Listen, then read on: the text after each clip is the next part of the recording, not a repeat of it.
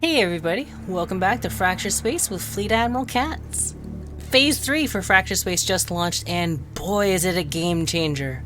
This video will give you the details of what you can expect, the intended purpose, and of course, some of those lovely buffs and nerfs to your favorite ships. The first thing that Phase 3 is intending to address is game duration. In Phase 2, games last an average of 20 to 25 minutes, with some going even longer. In Phase 3, provided everything works as intended, we should all be seeing shorter games. And nowhere is that more evident than the various DPS buffs on several ships, as well as damage reduction values on implants and captains being halved. Additionally, the alpha and beta lanes are all condensed into tighter arenas, where it's very possible to jump into a fight nearly right away. There's also a few improvements to the HUD. One I was certainly ecstatic to see, the armor indicator. Now, you can see where your armor is weakest and make changes in your flight pattern to maximize your durability. This one, guys, I didn't know how much I wanted it until it got here. Then we can see where hits are coming from with directional indicators. The solo players will also finally be able to enjoy any ship in solo mode, as well as improved AI, which was otherwise pretty lacking. Daily rewards are also worthy of your attention. No longer is it just another janky bronze can, but a worthy goal to chase. Every day works you up a chain of rewards, leading to something pretty desirable. The best part is that the reward system remembers where you are in the progression, so you can miss a week for a vacation or you'd be sick or some other reason and still receive rewards where you had left off when you come back. This is certainly something that will have me logging in every day, as currently there's the Leviathan skin that is based off of the Alien movie. I can't remember what it's called, but it's Levy location. I don't know. Someone who knows the movie beat for beat will be able to tell you, and me probably. Scroll down. It's probably the first comment in the comment section. The crew are getting an upgrade as well. The crew now earn experience just as you do, enabling them to obtain Omni slots or Chroma slots that accept implants, any implant. Once crew members at max, they become legendary. Obtaining a duplicate crewmate in a can will still turn into DNA just as before, which is now more valuable than ever before, which I'll get into shortly. But if you open a legendary crew member, yours will become legendary. Speaking of DNA, implants can now be purchased directly from a weekly set of 3, which seem to be purchasable up to a count of 5 for each stack. New implants each week means if you don't see the one you like, you can check back on a week-to-week basis and pick up more. Duplicate implants opened in a reward can become 600 DNA, which can then go towards defrosting crew or purchasing a new implant. In theory, we should also see fewer drafting disconnects, though this may be a work in progress, as I've already experienced a couple of them myself at Phase 3 launch. Those improved AIs I mentioned earlier will also make an appearance for a disconnected player, and of course pilot a default pioneer if they disconnect before a ship is chosen. If you disconnect or your game crashes, you can boot back up and rejoin a game just as before. Mining stations now have cargo ships ferrying their mined resources from base to base. Enemy resources can be stolen by exploding the cargo ships that can be seen transporting these goods, and any ship is up to the task. Unmitigated, the current progression of upgrades is the same as before. There's a load of smaller features introduced, but let me just hit the ones I think that are pretty big. When crew members level up, the player is taken to the barracks, presumably to apply any changes that leveling up might have brought. There are UI improvements that show how many ships are in Gamma while it's active and how many have the Gamma buff. These ships appear in your minimap to have an orange glow about them. If you have a Razer Chroma keyboard or mouse, you should be seeing support for that now. There appear to be a whole host of feedback options available, and actually sounds pretty sweet. Legendary crew now feature a short animation in their barracks portrait. Jump notifications are now separate from chat notifications. Spawn times in Frontline are nearly half that they were before. And there's a 200-point resource gain for obliterating a base turret's generator. For a full list of these features, check out the Fracture Space Phase 3 update list on their website. Then some ships received buffs and nerfs, and as I mentioned, some of the DPS increases are to help accelerate the pace of the game. Strap in, because some of these are huge. First of all, every ship's jump home cooldown is settling in at a static 60 seconds, so that no ability or implant will mitigate that effect. The Aegis. A ship I was hoping to do a review on has seen a number of nerfs. The Aegis' ability to protect friendly ships has seen a 5-second increase from 30 seconds to 35. As the Aegis is more of a heavy utility ship like the Paragon, rather than a heavy like it's classed at currently, this change really harms its ability to help friendlies that find themselves in a tough spot. The damage that shield mitigates also sees a substantial 5% decrease from 75 damage reduction to 70. This could have been one of the few bastions of sustained durability in an update that stripped everyone's damage reduction, but even this ability isn't safe. The personal cooldown gets nerfed from 35 seconds to 40. These changes perplex me a great deal, as my initial thoughts of the ship find it quite lacking in any engagement short of outnumbering your opponents. These nerfs make it more of a struggle that I'm not sure even the Aegis devoted are going to find tolerable.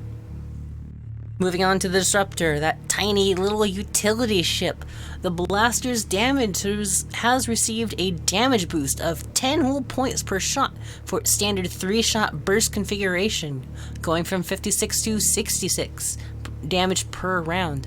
The faster firing blaster sees a 5 damage per round with a 0.1 decrease to the cooldown, and the Ripple Blaster taking up the damage 6 points per round. So a general DPS increase in all fire modes. The repair rate of its armor is being reduced from 10 times repair rate to a much slower 7 times repair rate. Again, we're seeing survivability taking a hit in favor of faster games. The Equalizer's Leech Cannon is seeing a tracking improvement from 15 degrees to 18 degrees per second. Turret Traverse in general is also seeing a general improvement, a number not listed in the patch notes. So if you're an Equalizer pilot and you had a crew member that bolstered turret tracking, you might be able to make some refinements, as it appears now a 3% buff is just part of the ship hull now. The Purge field will provide assistance points when purging debuffs from your allies, so a basic buff to your wallet and experience. And the Enforcer, that very popular beast with the Escalate Cannon, is getting a huge performance boost. The boost cooldown seeing 20 seconds being shaved off, going from 100 second cooldown to 80 seconds, and the short boost going from 85 to 65, and the GTFO range boost going from a staggering 2 minutes to slightly more manageable 100 seconds. So you should be seeing shorter cooldowns for each of your boost modes. The turn rate for the Enforcer has also improved, enabling it to circle easier or dive behind cover if an ambush goes terribly wrong.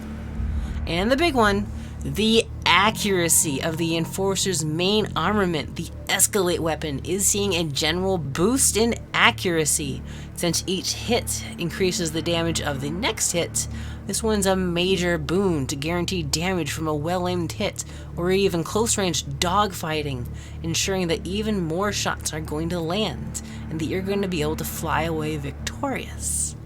The Infiltrator will see a general DPS buff to all of his weapons as well, going from 26 damage to 28 damage per hit of all of its standard and burst slug throwers.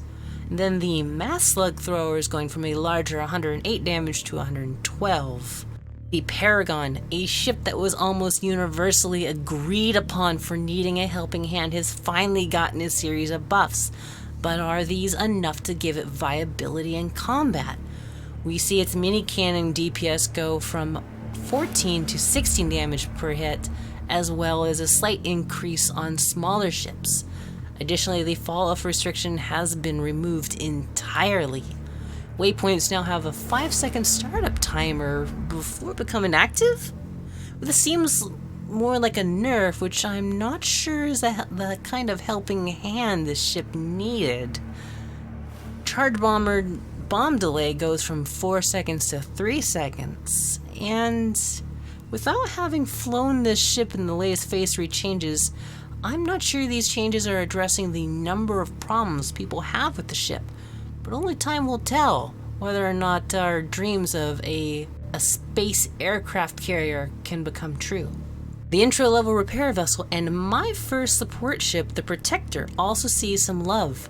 Its smart weapons get a small boost to damage, which won't sway battle in a 1v1 engagement, but could be the difference in a larger fleet versus fleet battle, as seen in Gamma or in forward bases, especially if the pilot practices focus fire. The standard smart gun goes from 35 damage per hit to 40 per hit, and its faster firing light smart gun goes from 25 damage to 30 damage per hit, with a slight increase to the cooldown. This feels like a means of preventing the DPS from getting too out of hand from its other firing modes. The heavy smart gun's damage goes from 45 to 50 per hit, and this also sees a decrease in cooldown. Again, this time probably meant to keep the DPS consistent with its other firing modes. My favorite change here may not seem like much, but the Protector will see a decrease in energy per second in its defensive field, going from 170 units of energy per second down to 160 energy per second. As the Protector can be an energy-hungry machine, this is a welcome change. The Ranger and Raiders proximity mines should now perform a lot better. They'll detonate a little further at 150 meters rather than 1,000 meters, with an improved blast radius of 1,750 meters over its previous 1,250 meters, and reduced it with an increased speed of 500 meters per second from its previous 450 meters per second. The health of the mines are also bolstered from 50 to 70 hit points each, but destroyed mines no longer detonate, giving ships a reason to want to try to destroy them now, whereas before, if they were already point blank, it was almost not worth the energy cost to turn on your point defense system.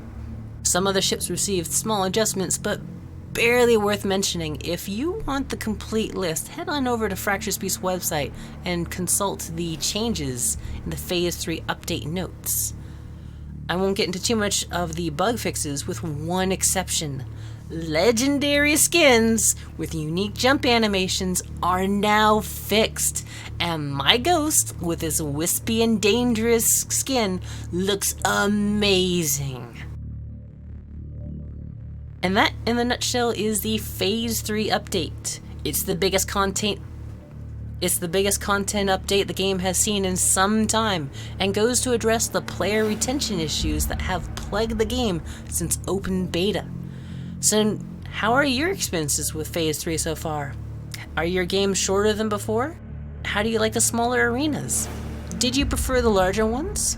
Has Edge Case Games nailed this update, or did they miss something critical that could have been a game changer? Let me know in the comment section down below. If you enjoyed this video, give me a like, and if you want to see more Fracture Space content, subscribe, as I try to have a Fracture Space video out every Monday with Let's Play content the rest of the week. Thank you very much for watching, and I will catch you next time. Ciao.